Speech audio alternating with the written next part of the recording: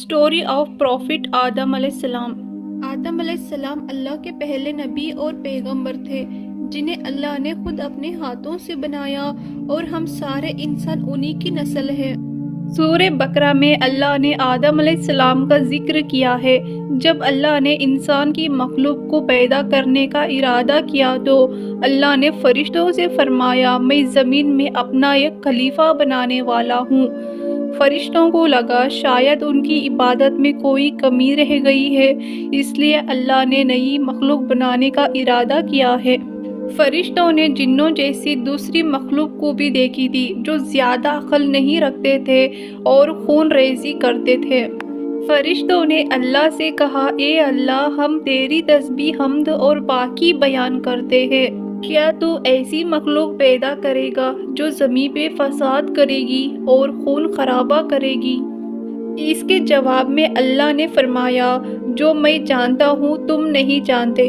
फरिश्तों ने आपस में कहा कि अल्लाह ताला जो भी मखलूक पैदा करेगा वो हमसे ज़्यादा इल्म नहीं रख सकती। फिर अल्लाह ताला ने आदम अलैहिस्सलाम को इल्म से नवाजा और उन्हें कुछ चीज़ों के नाम सिखा दिए। फिर अल्लाह ने आदम अलैहिस्सलाम को फरिश्तों के सामने पेश किया और फरिश्तों से फरमाया कि तुम बताओ इन चीज़ों के नाम अगर तुम सच्चे हो। फरिश्तों ने कहा, हम उतना ही इल्म जानते हैं जितना तूने हमें सिखाया है, उसके सिवा हमें कुछ नहीं मालूम। फिर अल्लाह ताला ने फरमाया, ए आदम, तुम बताओ इन चीज़ों के नाम। फिर आदम ने उन चीज़ों के नाम बता दिए तो अल्लाह ने फरिश्तों से फरमाया कि मैं ना कहता था आसमान और ज़मीन की पोशीदा चीज़ों को जानता हूँ। फिर अल्लाह ने फरिश्तों से फरमाया कि तुम आदम को सजदा करो, तो वो सब सजदे में गिर पड़े मगर शैतान ने सजदा नहीं किया। अल्लाह ने फरमाया, ए इब्लीस, तुझे क्या हुआ कि तू सजदा करने वालों के साथ शरीक ना हुआ? शैतान ने तकब्बुर में कहा कि मैं ऐसा नहीं हूँ कि मैं इंसान को सजदा करूँ जिसे तूने खनखनाते हुए सड़े हुए गारे की मिट्टी से बनाया है। मैं उससे बेहतर हूँ। तूने मुझे आग से पैदा किया है और उसे मिट्टी से पैदा किया है।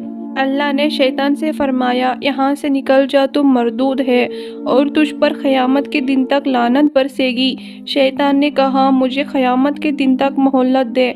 अल्लाह ने फरमाया कि तुझको मोहलत है। शैतान ने अल्लाह से कहा, तूने मुझे गुमराह किया है। मैं कसम खाता हूँ मैं इंसान की सीधी राह पर बैठूँगा, मैं उन पर हमला करूँगा, उनके आगे से भी, पीछे से भी, दाएं से भी और बाएं से भी। उनमें से अक्सर को तो शुक्रगुजार नहीं पाएगा। अल्लाह ने फरमाया, तू यहाँ से निकल जा ज़लीलो ख़ार। जो उनमें से तेरा कहना मानेंगे तो मैं ज़रूर तुम सबसे जहन्नुम को भर दूँगा। बेशक मेरे ख़ास बंदों पर तेरा ज़र्रा भी काबू नहीं चलेगा। जन्नत की सारी नेमतों के बावजूद आदम अलैहिस्सलाम जन्नत में अकेला महसूस करते थे। फिर अल्लाह ने हव्वा अलैहिस्सलाम को बनाया ताकि आदम अलैहिस्सलाम उनसे सुकून पा सके। अल्लाह ने फरमाया, ए आदम, तुम और तुम्हारी बीवी जन्नत में रहो, फिर जिस जगह से चाहो तुम दोनों खाओ, लेकिन उस दरख्त के पास मत जाना वरना तुम जालिमों में से हो जाओगे। फिर शैतान ने उन दोनों के दिल में वसवसे डाला और कहने लगा, तुम्हारे रब ने तो तुम दोनों को इस दरख्त से इसलिए मना किया है कहीं तुम फरिश्ते न बन जाओ या कहीं हमेशा जिंदा रहने वालों में न हो जाओ। और शैतान ने कसम तक खा ली, वो उनका खैर हुआ है, बस मरदूद ने धोखा देकर उनको दरख्त के तरफ खींच लिया।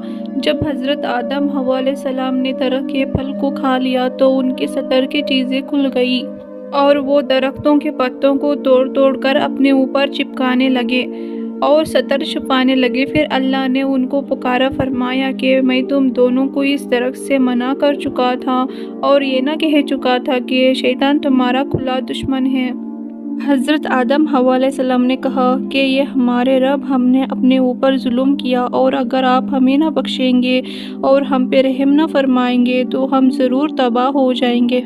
और अल्लाह ने फरमाया, तुम सब जन्नत से नीचे उतर जाओ, अब से तुम एक दूसरे के दुश्मन हो और तुम्हारे लिए ज़मीन पर रहने की जगह है और एक मुद्दत तक नफ़ा हासिल करना। अब तुमको वही ज़िंदगी गुजारनी है और वही मरना है और वही फिर से पैदा होना है। दुनिया में आने के बाद आदम अलैहिस्सलाम ने अल्लाह से 40 साल तक माफ़ी मांगी پھر اللہ نے آدم علیہ السلام پہ رحم کھا کر معاف کر دیا اور فرمایا کہ تمہاری اولاد دنیا میں رہو، اور یہ بات یاد رکھو کہ جب میری طرف سے کوئی نبی ہدایت لے کر تمہارے پاس آیا تو تم اس کا کہنا مانو، اور جو لوگ میرے نبیوں کے بات نہیں مانیں گے اور ہماری آیتوں کو جھٹلاؤ گے دوزخ میں جائیں گے اور ہمیشہ اسی میں رہیں گے۔ پھر آدم حوا علیہ السلام دنیا میں رہنے لگے، انہی سے انسانوں کی نسل شروع ہوئی۔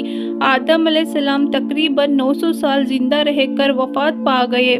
قرآن کے اس واقعے سے ہدایت ملتی ہے، جب شیطان نے غلطی کی اس نے معافی مانگنے کے وجہ تکبر کیا اور اللہ کو ہی گمراہی کا الزام دیا۔ آدم علیہ السلام سے غلطی ہوئی تو انہوں نے غلطی مانی اور فوراً توبہ کیا، تب تک معافی مانگتے رہے جب تک اللہ کو راضی نہ کر لیا۔ آدم علیہ السلام کی سنت یہ ہے، انسان سے غلطی ہو جائے وہ اللہ سے اپنے گناہوں کی معافی مانگے اور اپنے رب کو منا لے، بے شک اللہ بڑا معاف کرنے والا، بڑا مہربان ہے۔